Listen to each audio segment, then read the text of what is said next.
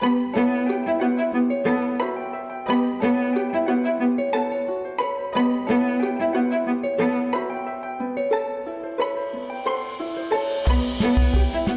en el programa de la Facultad de Ciencias Económicas y Empresariales de la UNED hemos invitado a Ángel Laborda, director de Coyuntura y Estadística de Funcas, para que nos aporte una visión del comportamiento de la economía española en estos últimos años y en particular el comportamiento en 2015 y los que, en su opinión, son logros y son temas pendientes también.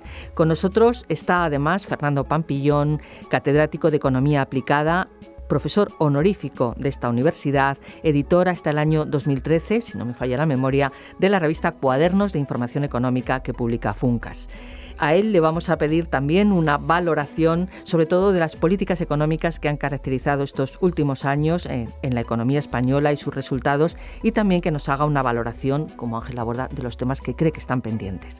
Por supuesto, ya en plena campaña electoral, los partidos políticos están presentando sus programas económicos con cierta tibieza y eclipsados quizá por acontecimientos de índole más política, como el debate independentista de Cataluña o en las últimas semanas el pacto, por ejemplo, antiyihadista. Bienvenidos a los dos a nuestro programa. Ángel Laborda, gracias. Muchas gracias. Fernando Pampillón, buenos días, gracias. Gracias, muchas gracias. Pues vamos a cederle la palabra a Fernando Pampillón, que tiene ya muchas ganas de preguntarle una serie de cuestiones sobre la economía española a Ángel Laborda. Bueno, lo primero es felicitarnos por que esté aquí Ángel Laborda, que es un gran economista y además es uno de los mejores analistas de coyuntura que existen en España. Entonces, realmente, pues, no sé, es un placer contar con él y poder precisamente hacerle algunas preguntas sobre el tema de coyuntura económica. ¿Cómo ves la coyuntura económica en estos momentos en España? Bueno, primero, menos jabón, Fernando, y de todo caso, muchas gracias, ¿no? Siempre le agradecer a uno que le echen algún piropo de vez en cuando, ¿no? Bien, ¿cómo veo a la economía española? Pues yo traería un símil, y es que una economía que ha sufrido un fuerte terremoto, ¿no? Un tsunami enorme y que se llevó por delante pues buena parte del tejido productivo, empresas, del empleo y ahora, desde hace más o menos 2 años, ¿no? Desde mediados del 2013, se inicia el periodo de reconstrucción de todos esos daños, ¿no? Y llevamos ya, como digo, pues aproximadamente 2 años, poco más de 2 años, en esta tarea de la reconstrucción, ¿no? ¿Qué hemos conseguido hasta ahora? Pues, por ejemplo, si tomamos como referencia el nivel de PIB, de renta nacional, pues hemos recuperado la mitad, aproximadamente la mitad de lo que perdimos, ¿no? En todas las 2 fases de recesión que ha habido en esta crisis, ¿no? Por lo tanto, nos queda todavía la mitad del camino para recuperar el nivel de renta real, el nivel de renta a precios constantes que teníamos antes de la crisis, ¿no? Pero en otros ámbitos, por ejemplo el empleo, que es otro indicador pues igual más importante todavía que el PIB para muchísima gente, estamos todavía bastante más atrasados, porque no hemos recuperado más que aproximadamente como poco más del 20% de todo el empleo que se perdió en la crisis. 3,7 millones de puestos de trabajo se perdieron, ¿no? En resumen, yo diría que estamos en fase de reconstrucción, de recuperación. Lo estamos haciendo a un ritmo bastante rápido. Obviamente yo entiendo que la sociedad, los ciudadanos en general, pues querrían, todo el mundo, y nosotros también querríamos que fuese más rápido, ¿no? Dado los graves problemas que padecemos, sobre todo el paro. Pero es que, bueno, la economía tiene su ritmo. No tampoco cabe pensar que se pueden forzar las cosas y los ritmos de crecimiento, ¿no? En estos momentos, este año, la economía va a crecer a una tasa ya algo por encima del 3%, un 3,2% tenemos en previsión de crecimiento medio anual del PIB en Funcas, y hace un año, por ejemplo, cuando hacíamos las previsiones para el 2015, nadie ponía estas cifras del 3,2 ni del 3 siquiera por ciento, ¿no? Ni siquiera nos acercamos a una tasa del 2% de crecimiento, ¿no? Por lo tanto, yo creo que se está llevando a cabo esta reconstrucción a un ritmo bastante bueno, ¿no? Ahora, repito, fue tal la destrucción, ¿no?, que por bastante rápido que se está haciendo el ritmo de recuperación, todavía nos queda muchísimo, y de ahí viene pues un poco que la gente no nota, ¿no? Los ciudadanos, la sociedad no notan demasiado, ¿no?, que se esté produciendo esta recuperación, porque falta todavía muchísimo camino por hacer, ¿no? Por acabar un poco este flash, ¿no? Luego si quieres hablamos de algunos detalles más, algunos puntos, ¿no? Pues también, igual que nos ha sorprendido positivamente, afortunadamente positivamente, el ritmo de crecimiento del PIB, algo superior a lo que preveíamos, también nos está sorprendiendo que este crecimiento está siendo muy intensivo en empleo, más de lo que cabía pensar, ¿no? Estoy hablando ahora de la cantidad del empleo que se crea, porque obviamente, seguramente me preguntáis, bueno, ¿y qué pasa con la calidad de ese empleo, ¿no? Bien, pero eso es otro tema que también si quieres lo tratamos, pero ahora me refiero yo a la cantidad de empleo que se crea, ¿no? Y simplemente pues dar una cifra, que es que con este 3,2% de crecimiento del PIB, el empleo va a crecer este año en torno a un 3%. Es decir, por tanto, va a crecer casi igual el empleo que la productividad, ¿no? Esto van a ser del orden de 500.000 empleos en un año creados y demás. Se destruyeron 3,8 millones de puestos, 500.000, por tanto, parece poca cosa, ¿no?, comparado con la visión, pero realmente es un ritmo bastante adecuado de creación de empleo, ¿no? Esto, diríamos, son para mí las dos notas más importantes, positivas en los dos casos, con matices he dicho, el tema de qué empleo se está creando, cómo crece la economía, la composición, la calidad. Quizás es el tema menos positivo de todo esto, pero lo que es la cantidad, el ritmo de crecimiento, el empleo que se crea, pues yo creo que está bastante bien como balance, ¿no?, de los 2 años que llevamos de recuperación, ¿no? Si me permite, Fernando, un segundito, me gustaría preguntar a Ángel Laborda los factores que en su opinión han influido en este mejor comportamiento o este buen comportamiento de la economía española. ¿Son políticas económicas? ¿Son otros factores que quizás yo creo que a lo mejor merece la pena que comentemos? Sí, bueno, pues vamos a ver. Yo diría que en esto de las recuperaciones y las recesiones de la economía hay bastante de automatismo, ¿no? Es, digamos, pues como nos enseñan en las facultades de economía, pues la dinámica del ciclo, ¿no? La teoría del ciclo económico, ¿no? Que tiene sus fases de recesión y sus fases de expansión, y que cada una tiene sus factores que la van alimentando, ¿no?, etcétera. Y bueno, pues hubo mucho de esto en las recesiones anteriores y otras cosas más también. Y hay también mucho de esto en la recuperación, ¿no? Una economía que ha sufrido tal devastación, ¿no?, está haciendo todos los ajustes habidos y por haber. En esta crisis han sido monumentales estos ajustes, me estoy refiriendo a eso de apretarse el cinturón por parte de las familias, reducción del gasto. ¿Por qué? Pues porque se estaba gastando más, ¿no? Las familias estaban gastando seguramente más, sobre todo en vivienda, no digamos, ¿no? Las empresas invertían, las administraciones públicas, no digamos, ¿no? Un gasto y una inversión enorme. Bueno, y todo eso se hacía a crédito, ¿no? Bueno, obviamente eso no tenía mucho recorrido en salida, hasta ya la crisis, precisamente una crisis de crédito, nos corta la financiación y obviamente la respuesta de todos los agentes económicos, de gobiernos y no gobiernos, pues es obviamente ajustarse a la nueva situación. Y hay que pegar un frenazo, recortar drásticamente el gasto privado, y no solo público, sino también el gasto privado, y eso hunde obviamente a la economía en una recesión profunda, ¿no? Una vez que se hacen todos esos ajustes, ¿no?, ya el nivel de gasto, si pensamos por ejemplo en las familias, llega un momento en que el nivel de gasto de las familias ya incluso es inferior a lo que les daría de sí su nivel de renta, ¿no? Sus ingresos, su renta disponible, ¿no? En ese momento se dan cuenta las familias y dicen, bueno, ya no tengo que seguir ajustando, ¿no? Ya puedo empezar un poquito a consumir más, ¿no?, a invertir un poquito más en vivienda que antes, ¿no? Y así se inicia también de una forma pues bastante automática la fase de recuperación. Por lo tanto, este es un factor importante tenerlo en cuenta. La dinámica del ciclo, ¿no? La teoría del ciclo económico explica mucho, tanto en las fases recesivas como en las fases expansivas, ¿no?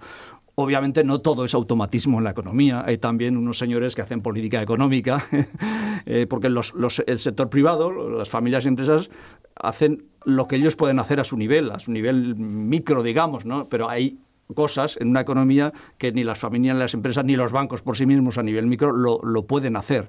Hay cosas que corresponden hacer al ámbito macro, al ámbito de lo político, la política. Y ahí entra entonces en juego el gobierno con sus políticas, sus ajustes, sus reformas, etcétera, etcétera, ¿no? Y obviamente esto también contribuye, ¿no?, a sacar la economía de la crisis del hoyo, ¿no? O sea, que yo creo que todo contribuye, pero no olvidemos nunca, pues eso, el puro funcionamiento de la dinámica del ciclo, que yo creo que es lo más importante y no debemos de olvidarlo, ¿no?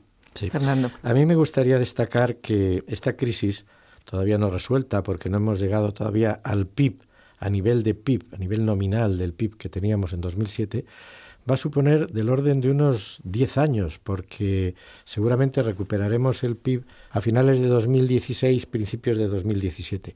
Y lo que el otro día en un artículo tuyo en El País decías es que para lograr el mismo nivel respecto a Europa, que teníamos respecto a Europa, pues tardaremos 12 años. O sea que es prácticamente hay una década o una docena de años perdidos, es lo que nos supone la crisis.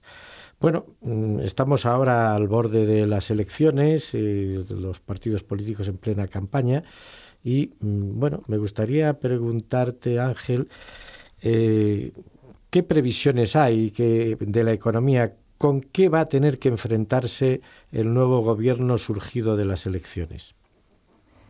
Bueno, pues va a tener que enfrentarse más o menos pues a los mismos problemas que se está enfrentando el gobierno actual, ¿no? Es decir, y yo diría, bueno, pues como retos importantes, conseguir que este ritmo de crecimiento, ¿no?, de la economía se mantenga. Quizás este año hemos tenido algunos factores exógenos, ¿no?, externos, favorables, que son lo que explican también esa desviación entre previsiones iniciales y los resultados que estamos viendo finalmente. Me estoy refiriendo, pues bueno, a esa fuerte caída del precio del petróleo, ha habido una rebaja fiscal que también ha aumentado la renta disponible de las familias, se ha depreciado el euro y eso ha favorecido también un mejor comportamiento de las exportaciones, ha habido una política monetaria muy, muy laxa por parte del Banco Central Europeo, que eso para España, quizás para el conjunto de la zona del euro y otros países apenas suponga mucho, ¿no?, esta política del Banco Central Europeo, pero para España, desde luego, está suponiendo muchísimo, ¿no? Por varias vías. Una, porque evidentemente vemos como una vez ya saneados, ¿no?, si no totalmente, al menos suficientemente, los bancos, la banca, pues la disponibilidad de crédito estamos viendo cómo el crédito empieza otra vez a llegar a las familias y a las empresas y sobre todo a unos precios bajos, ¿no? La caída de los tipos de interés, por ejemplo, está suponiendo unos ahorros en carga de intereses muy importantes para familias y empresas. Para una economía tan endeudada como la española, ¿no?, que tenemos un 169% del PIB de deuda bruta externa, es el máximo, no sé si habrá algún país por ahí de estos raros que tengan más que nosotros, pero estamos en los primeros puestos del ranking mundial en cuanto a deuda externa, ¿no? Una economía que tiene tal nivel de deuda, pues que le bajen los tipos de interés como están bajando, supone un balón de oxígeno enorme, ¿no? Bueno, pues todo eso son factores que ayudan mucho a explicar por qué la economía ha adquirido este ritmo de crecimientos del 3, incluso superiores al 3%, ¿no?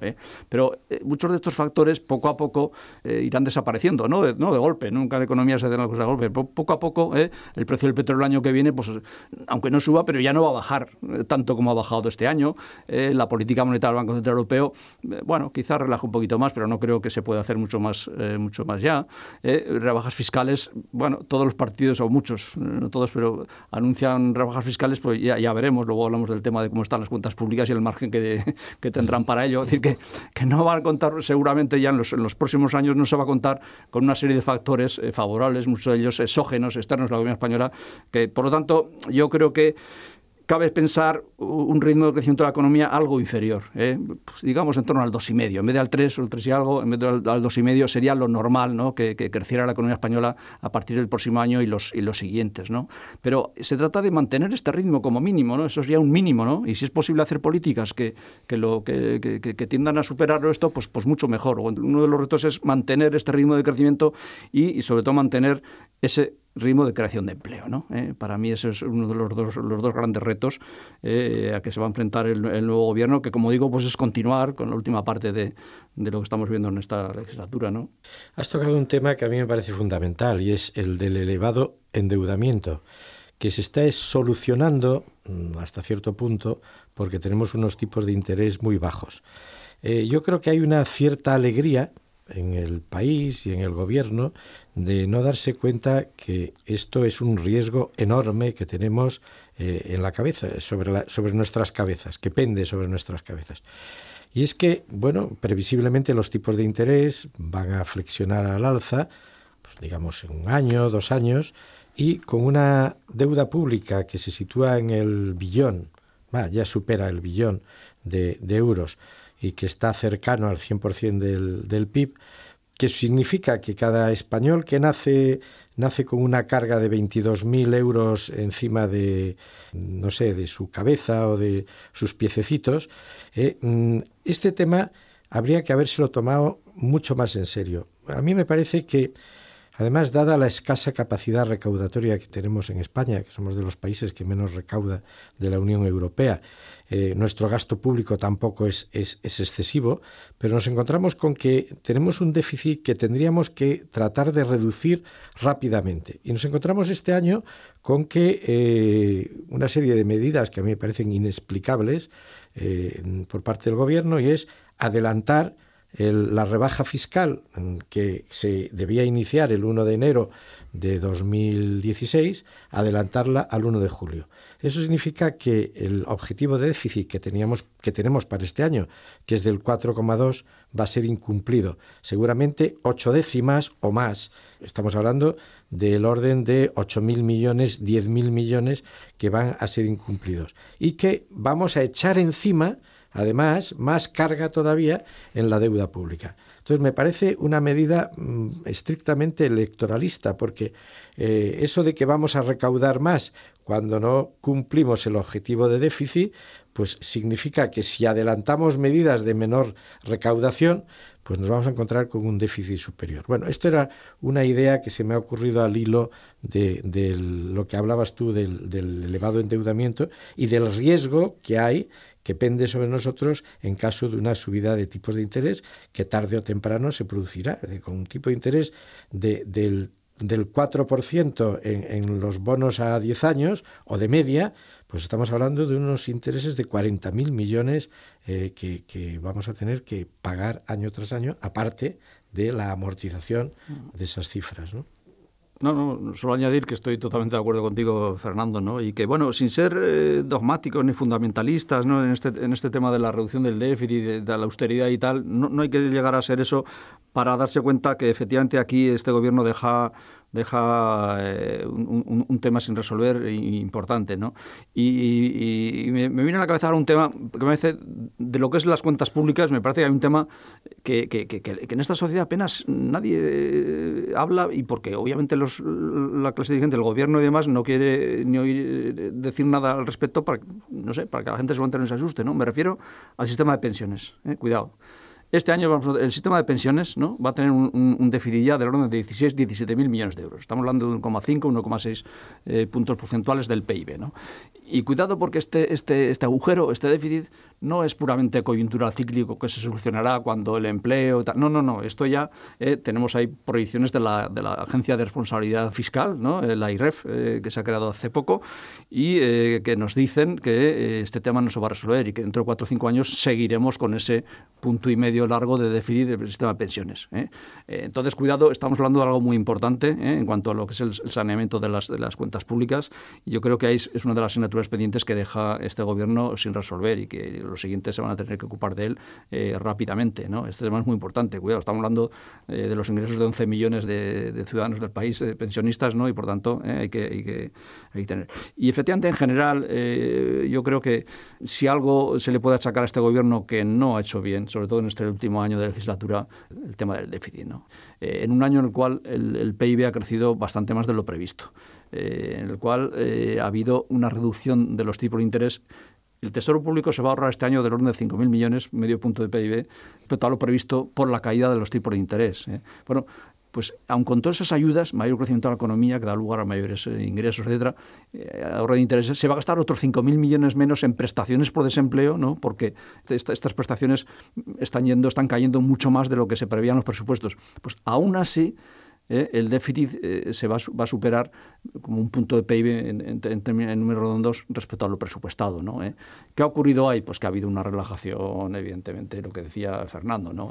Que no ha sido una relajación, además, porque es una relajación programada para ayudar a la economía en este proceso de recuperación, pues bueno, se podía pensar si fuera buena o no. Habría gente que economistas que dijeran, pues yo lo considero no o no, pero se podría discutir sobre ello, ¿no? Pero cuando no es programada, sino simplemente obedece, como acaba de decir Fernando, a motivos extraeconómicos totalmente, pues evidentemente no cabe decir que eso es una acción positiva, ¿no? O sea que sí, yo creo que este es tema de la consolidación de las cuentas públicas, pero sobre todo, repito, lo de las pensiones. A mí me preocupa bastante el tema de las pensiones, pues es una de las asignaturas pendientes que deja este gobierno, ¿no? Fernando Pampillón, reformas estructurales pendientes. Bueno, yo creo que el elevado endeudamiento es uno de los temas, ¿no? Hay otro tema y es el tema del paro. El paro estamos mejorando mucho en los últimos años, pero tenemos unas cifras muy elevadas, lo cual quiere decir que tardaremos años en corregir el paro y llegar a los niveles que teníamos pues en 2007, 2008, tardaremos mucho, ¿no? Por otro lado, hay un tema que tú has tocado, Ángel, y es el de la calidad de los empleos que se están creando. A mí me gustaría conocer tu opinión respecto a este tema, ¿no? Calidad del empleo creado. Sí. Bueno, calidad no solo de empleos, en general de la composición de este crecimiento de la economía, ¿no? De esta recuperación, ¿no? Yo, tal como veo las cosas son, otra vez vuelvo al símil aquel de la destrucción del terremoto y luego se está reconstruyendo, ¿no? Se está reconstruyendo lo que había ya antes. Es decir, muchas actividades económicas, empresas y demás, que la crisis se le llevó por delante, ¿no? Generalmente, como bien sabemos, estudiando los ciclos y la historia económica, suelen ser las empresas y actividades menos eficientes, ¿no? Las que se lleva la crisis por delante, y eso más o menos también lo que ha ocurrido en España en esta ocasión, ¿no? Digamos que ahora se está reconstruyendo lo destruido. ¿Y qué ocurre entonces? Pues que este crecimiento proviene de actividades de bajo valor añadido en general, que son las que obviamente se llevó por delante principalmente la crisis, ¿no?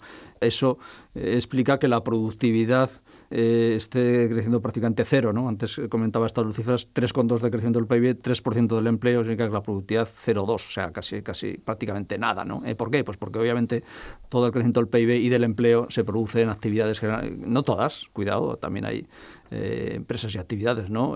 Punteras tecnológicamente, de mucho valor añadido, por lo tanto no generalicemos. Y eso tiene consecuencias, pues, la baja productividad. Segundo, pues la calidad del empleo que se cree. Y entonces, no solo la reforma, digo que no solo, también, obviamente, cabe apuntar los efectos de la reforma laboral, que han supuesto hay un cambio estructural importante, ¿no? En las relaciones laborales entre empresa y trabajadores, pero básicamente yo creo que la causa es esta, ¿no? ¿Sobre qué se basa el crecimiento? Entonces se basa sobre reconstruir actividades que existían antes de bajo valor añadido y por lo tanto de baja productividad y de bajos salarios. Es que este tipo de actividades y demás pues no dan lugar a empleos y demás de muchísima calidad y bien pagados. En general es esto, ¿no? O sea que yo efectivamente esto es lo que estoy viendo y esto entonces contesta algo que llevamos tantos años en este país.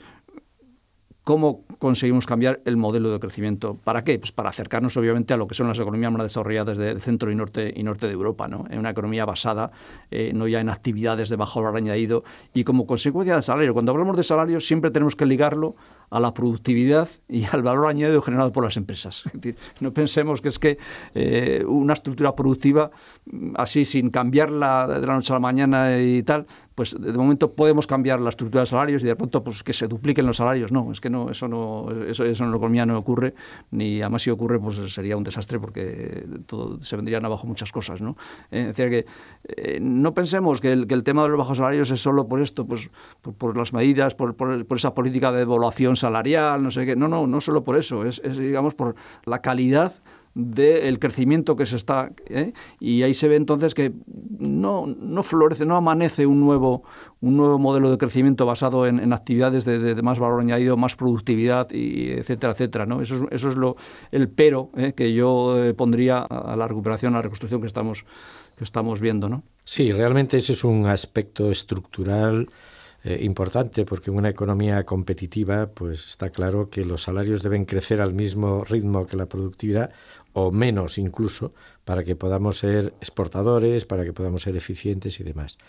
Hay otro aspecto, y ya nos queda muy poco tiempo, que es el de la desigualdad. La desigualdad ha crecido mucho con la crisis y este es un tema que el próximo gobierno tendrá que enfrentarse a él, tratar de solucionar estas diferencias salariales que existen de hasta 127 veces del salario medio de una empresa respecto a los altos directivos y demás. Parecen cifras relativamente exageradas. Bueno, yo quería dedicar, con permiso de Isabel... Por supuesto, era lo previsto. La última parte, que nos queda poco tiempo... en estos días me he dado una paliza de leerme los programas electorales de los partidos y, bueno, pues comentar un poco qué opinamos de los programas electorales, ¿no? A mí me parece que en general que las medidas son buenas, todos coinciden además, curiosamente. En la educación, por ejemplo, pues todos dicen que la educación tiene que iniciarse inmediatamente, que la infantil tiene que llegar de 0 a 3 años y tratar de meter ahí a los muchachos. Algunos partidos opinan que hay que llevarla hasta los 18 años. Es decir, el factor de educación, hay una preocupación y es un aspecto además que tiene que ver con la productividad y con el futuro de los salarios, mejorar el capital humano. Me parece que, por otro lado, que hay mucha promesa de gasto público, hay mucha promesa que implica gasto público y, en cambio, no veo que las medidas de ingreso público, de compensar estos gastos, no lo veo muy claro. Sí, se habla de nuevos impuestos, pero no hay un cálculo estricto de decir vamos a recaudar estas cifras.